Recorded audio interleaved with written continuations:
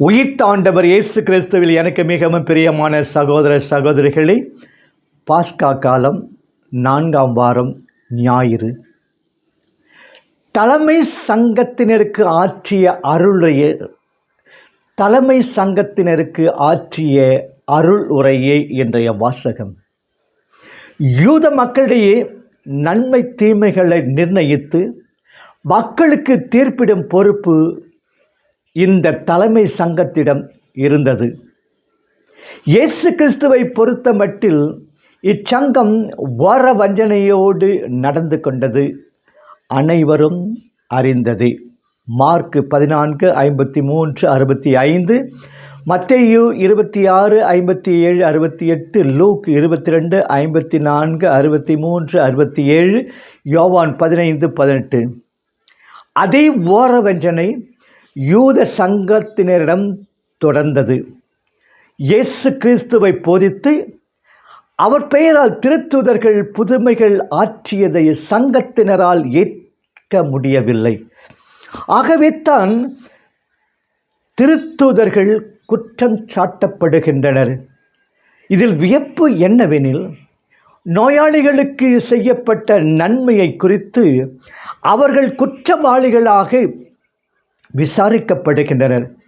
நீதி, நேர்மை, உண்மை முதலிய மதிப்பீடுகளை நிலைநாட்ட வேண்டியவர்களே சுயநலம் என்ற மயக்கத்தால் தடுமாறி கீழே விழுகிறார்கள்.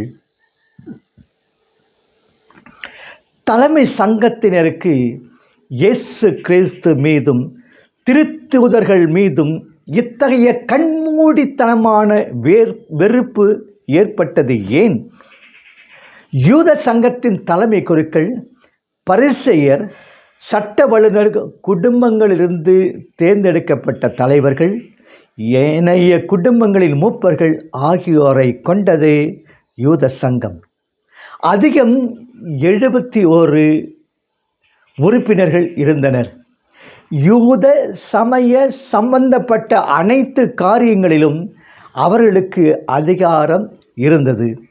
யூதர்களை பொறுத்த மட்டில் மத சட்டங்களே அவர்களது பொது வாழ்விலும் இடம் பெற்றன. இயேசு கிறிஸ்து அதிகாரத்தோடு போதித்தார். சட்ட வல்லுநர் தந்த சட்ட விளக்கங்களை புறக்கணித்தார். மனித நல்வாழ்வை மையமாக வைத்து சட்டத்தை விளக்கினார்.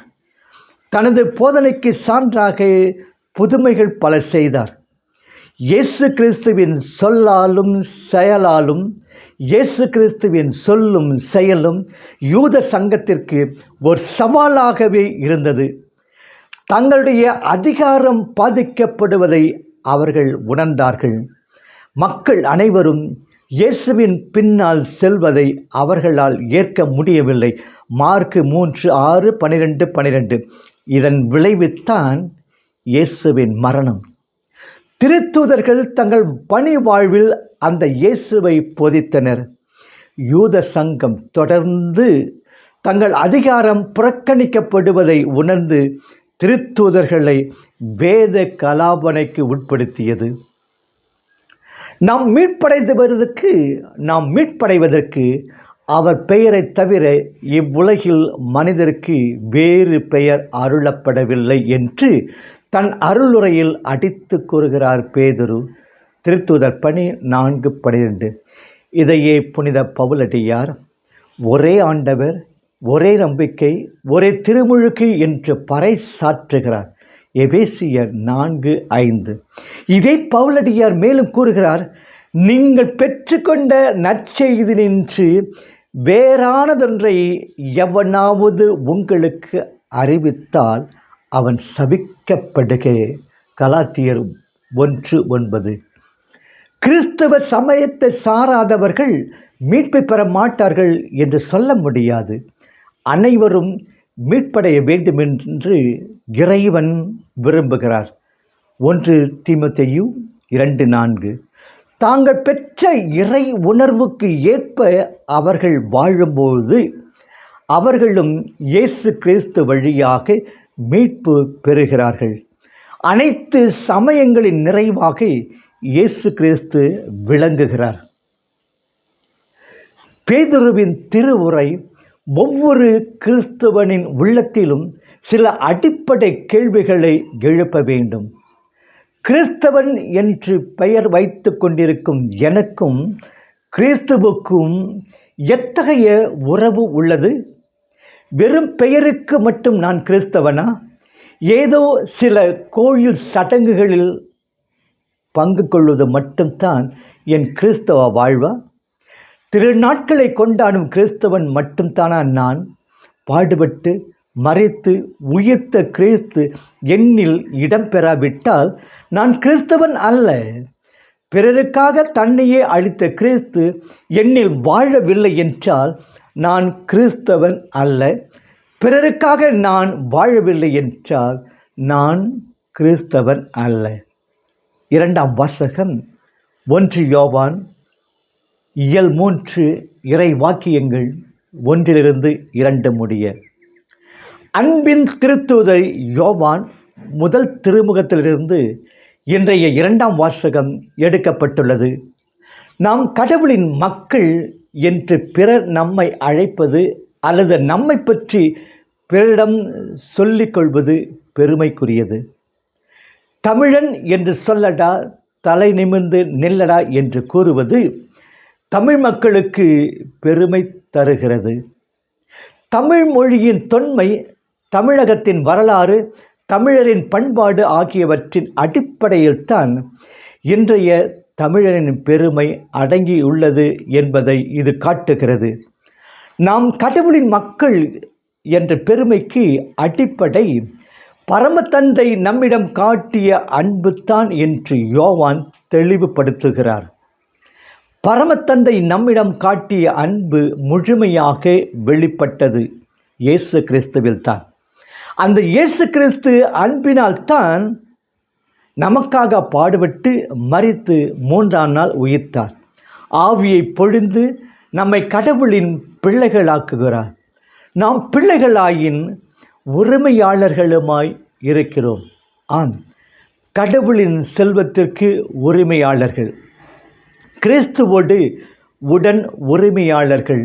ரோமையர் 8:17. இயேசுவின் பெயரால் திருமுழுக்கு பெறுகின்றோர் அனைவரும் உண்மையாகவே கடவுளின் பிள்ளைகள். உரிமையோடு அப்பா தந்தாய் என்று கடவுளை கூப்பிடும் அளவிற்கு நாம் அவரது பிள்ளைகள். ரோமையர் 8:15, கலாத்தியர் 4:6. இந்த ஆழ்ந்த உறவுக்கு ஒரு நீண்ட பாரம்பரியம் உண்டு. படைப்பு அனைத்திற்கும் கடவுள் தந்தையே, மனித இனத்திற்கும் கடவுள் தந்தையே.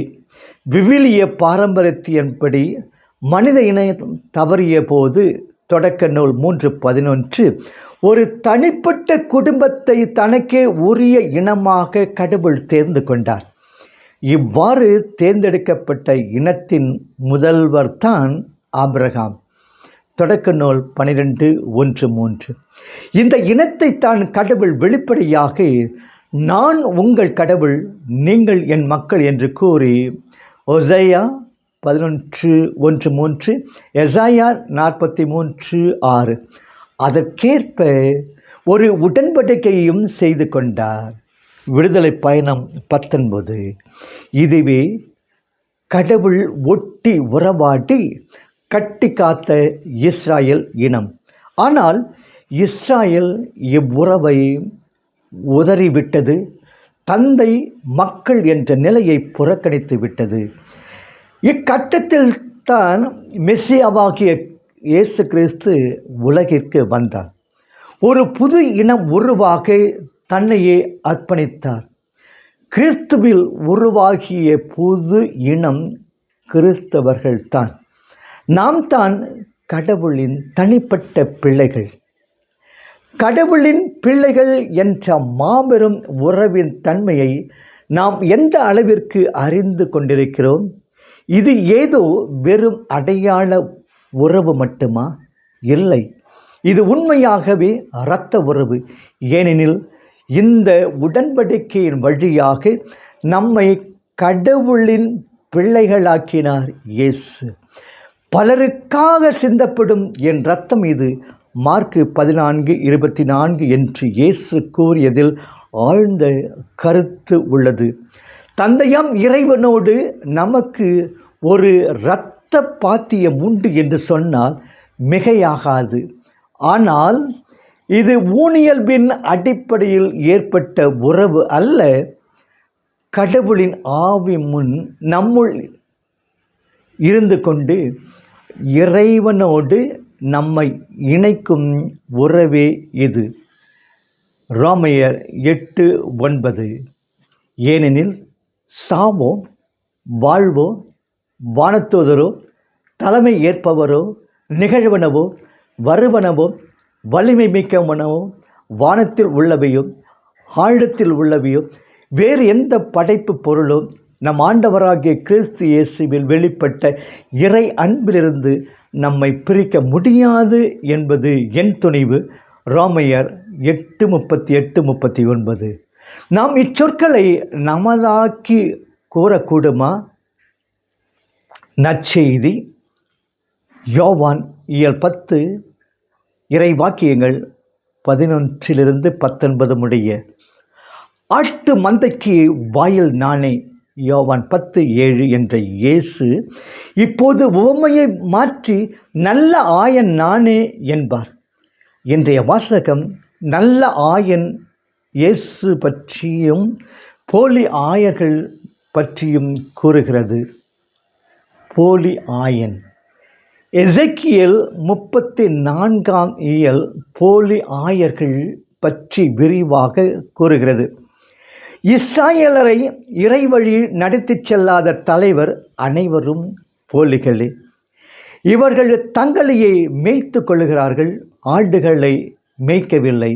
வலிமையற்றவை, பிணியுற்றவை, எலும்பு முறிந்தவை, வழி தவறியவை, காணாமற் போனவை, ஆடுகள் சிதறிவிட்டன, கொடிய மிருகங்களுக்கு பலியாயின.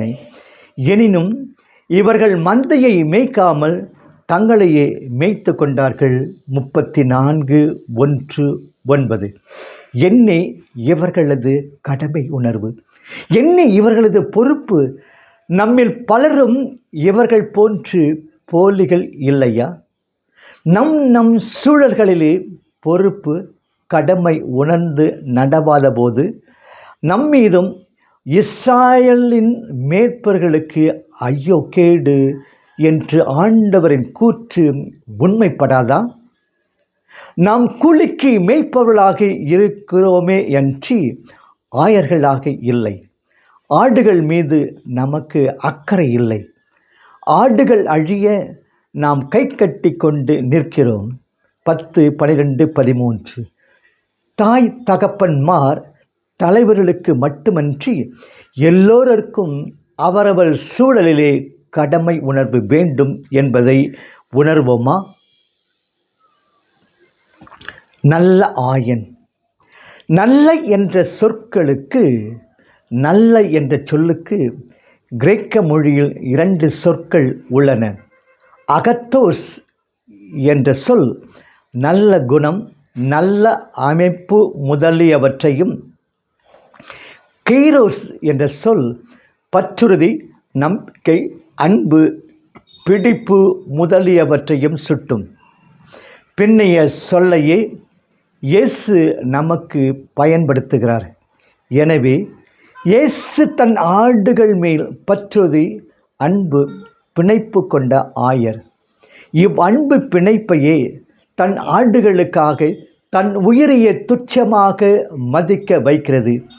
இயேசுவை ஆடுகள் மீது அவருக்கு அக்கறை இருக்கிறது. இயேசுவுக்கு ஆடுகள் மீது அவருக்கு அக்கறை இருக்கிறது.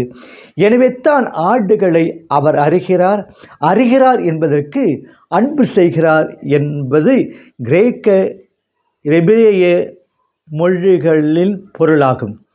இது மட்டுமன்றி ஆடுகளுக்காக தன் உயிரையே கொடுக்கிறார். பலருடைய மீட்புக்கு விலையாக தன் உயிரையே அளித்தார் இயேசு. மார்க்கு 10:45. எனவே தான் தன் நண்பர்களுக்காக உயிரை கொடுப்பதை விட மேலான அன்பு எவனிடமும் இல்லை யோவான் 15:13 என்று கூறியுள்ளார். அன்பின் உச்சிக்கே சென்று தாமே அன்பாகி 1 யோவான் 4:8 நம்மேல் அளவு கடந்த அன்பை பொழியும் அன்பருக்கு, அவருடைய அழைப்புக்கு, அவருடைய பிள்ளைகள் மதிப்பீடுகளுக்கு, அவருடைய கட்டளைகளுக்கு செவி மடுக்கின்றோமா? என் ஆடுகள் என் குரலுக்கு செவி மடுக்கும் என்பார் ஆண்டவர். நாம் அவரால் என் ஆடுகள் என்று அழைக்கப்படும் நிலையில் உள்ளோமா? என் தாய், என் தாய், சுற்றம் மற்றும் எல்லாம் நீ என்று நாம் கூற முடியுமா? என்னை அப்பா அஞ்சல் என்பவரின்று நின்று, என்னை அப்பா அஞ்சல்